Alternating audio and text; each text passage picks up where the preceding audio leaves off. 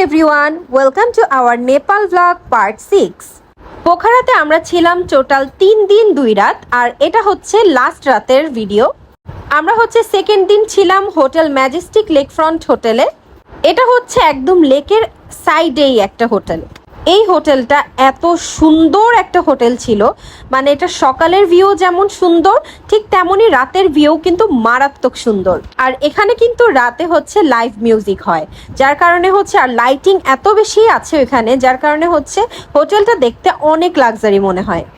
পোখারার best হোটেলগুলোর মধ্যে একটা hotel হচ্ছে এই ম্যাজেস্টিক লেক ফ্রন্ট হোটেল। এই হোটেল থেকে বের হলেই হচ্ছে একদম সরাসরি লেক দেখা যায়, আর একদম পাশেই হচ্ছে ডিজনিল্যান্ড পার্ক।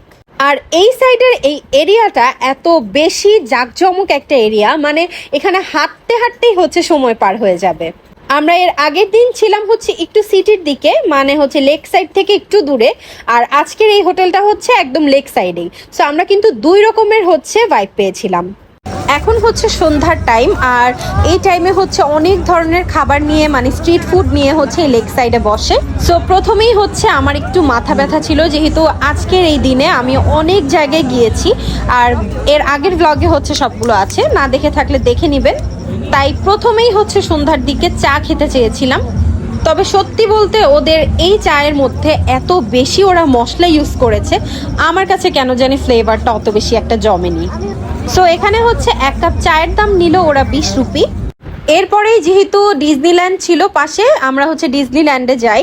এখানে কিন্তু পোখারাতে যারা ঘুরতে যায় সবাই হচ্ছে একবার হলেও যায়, কারণ এটা খুব ফেমাস একটা পার্ক ওইখানের।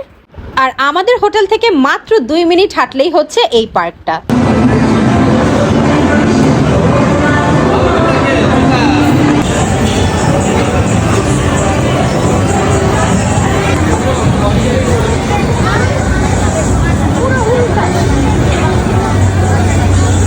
এই পার্কটা হচ্ছে বেসিক্যালি আমাদের দেশের পার্কের মতোই, মানে খুবই নর্মাল পার্ক। কিছু রাইড আছে, আর হচ্ছে কিছু নর্মাল খাবারের দোকানও ছিল।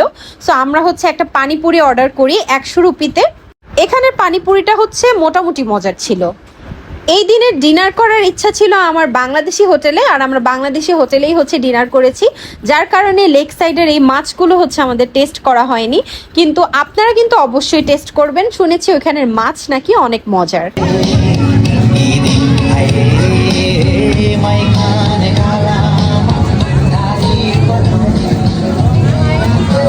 এক কথায় এই জায়গাটা হচ্ছে একটা হ্যাপেনিং প্লেস।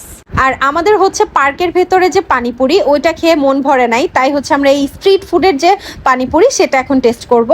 আর এই পানিপুরিটা কিন্তু একদম লেক ভিউ দেখে এনজয় করা যাবে।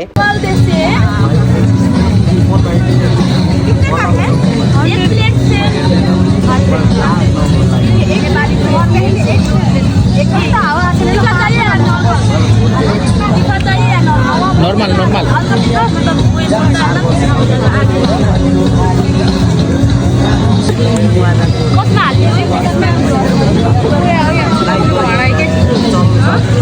ওদের এখানে একটা জিনিস খুব ভালো লেগেছে, যে ওদের এখানের যে মহিলারা ওনারা হচ্ছে অনেক কাজ করে।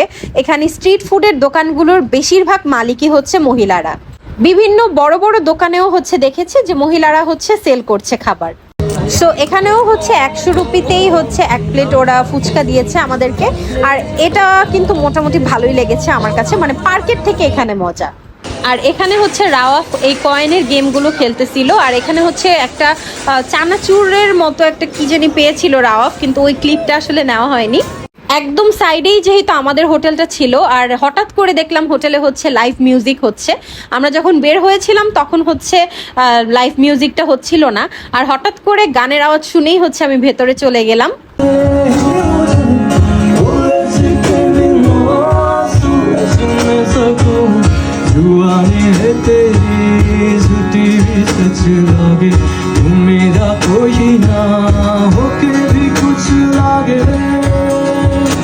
নেপালিরা হচ্ছে দেখলাম যে ইন্ডিয়ান গানটা খুব পছন্দ করে, ওদের নিজেদের গানের থেকেও হচ্ছে ইন্ডিয়ান গানের কালেকশনগুলো ওদের কাছে বেশি থাকে।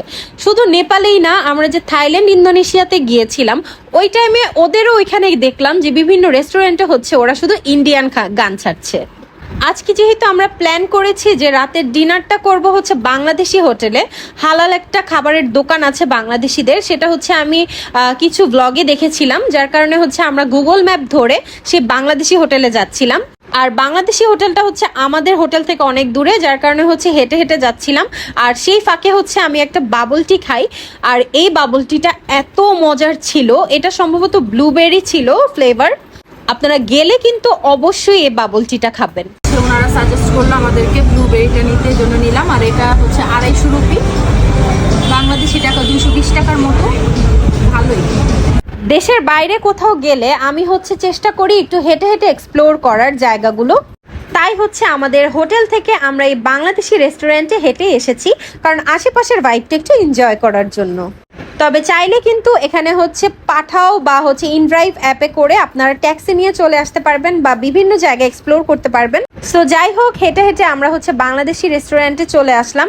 রেস্টুরেন্টের নামটা হচ্ছে আমি স্ক্রিনে দিয়ে দিচ্ছি। আর আমরা সেদিন যেগুলো অ্যাভেলেবেল ছিল শুধুমাত্র সেগুলোই নিয়েছিলাম খেতে। প্রত্যেকটা খাবার কিন্তু অনেক মজার ছিল। এখানে হচ্ছে আমরা আরও কিছু আইটেম নিয়েছিলাম যেগুলোর ক্লিপ নেওয়া হয়নি। আর আমাদের টোটাল বিল এসেছিল 1100 রুপি। সো এই ব্লগটা আমি এখানেই শেষ করছি। নেক্সট ব্লগে থাকছে আমরা আমাদের হোটেল থেকে কেমন কমপ্লিমেন্টারি ব্রেকফাস্ট পেলাম আর কত সুন্দর একটা জায়গায় বসে আমরা ব্রেকফাস্ট কমপ্লিট করেছি। আর এরপরে আমরা নেপালের 4 নাম্বার ডেতে মানে পোখারার লাস্ট ডেতে কোথায় কোথায় গিয়েছি, ভয়ঙ্কর একটা ঝর্ণা দেখেছি, সেগুলো নিয়ে বিস্তারিত থাকছে নেক্সট ব্লগে। আরও সাথে থাকছে পোখারাতে কম দামে কোথায় শপিং করতে পারবেন সেটারও বিস্তারিত। সকালের দিকে বা দুপুরের পরে লেকের ভিউ কেমন হয় আর আশেপাশের পরিবেশটা কেমন থাকে সব কিছু নিয়ে থাকবে নেক্সট ব্লগে। এই নিয়ে নেপাল সিরিজের আমার 6টা ব্লগ আপলোড করা শেষ। 7 নাম্বার ব্লগ দেখতে হলে আমাদের পেজের সাথেই থাকুন।